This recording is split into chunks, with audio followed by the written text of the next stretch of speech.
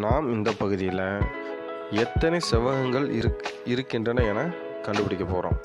நம்ம இதுக்கு முன்னாடி சதுரங்கள் கண்டுபிடிச்சோம். இப்போ நம்ம செவ்வகங்கள் கண்டுபிடிக்க போகிறோம். இதுக்கு பார்த்திங்கன்னா 4 ஆன்சர் கொடுத்துருக்குறாங்க.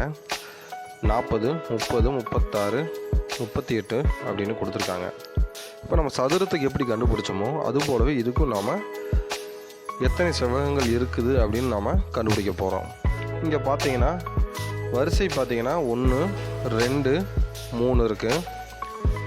அதே போல் களங்கள் பார்த்தீங்கன்னா 1, 2, 3 இருக்குது.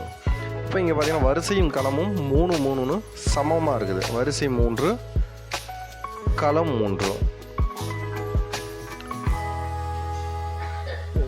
இதுக்கு நம்ம இப்போ என்ன பண்ணணும் அப்படின்னா சதுரத்தை கண்டுபிடிச்ச மாதிரியே வரிசை 3 இருக்கிறதுனால 1, 2, 3 அதாவது வரிசையாக தொடர்ச்சியாக அந்த 3 வரைக்கும் கூட்டணும். அதோட கூட்டுத்தொகை என்னன்னு நம்ம பார்க்கணும். இப்போ வரிசையோட கூட்டுத்தொகை 6, களத்தினுடைய கூட்டுத்தொகையும் 6 வந்திருக்குது. இப்போ இந்த கூட்டுத்தொகையை நம்ம என்ன பண்ணணும் அப்படின்னா பெருக்கணும். இப்போ இங்கே வரிசையும் கூட்டுத்தொகை 6, களமும் கூட்டுத்தொகை 6 வந்ததுனால 6 × 6 = 36 அப்படின்னு நமக்கு கிடச்சிருக்குது. அப்போ இங்கே உள்ள செவ்வகங்களின் எண்ணிக்கை என்ன அப்படின்னு பார்த்தீங்கன்னா 36. மொத்த செவ்வகங்களின் எண்ணிக்கை 36.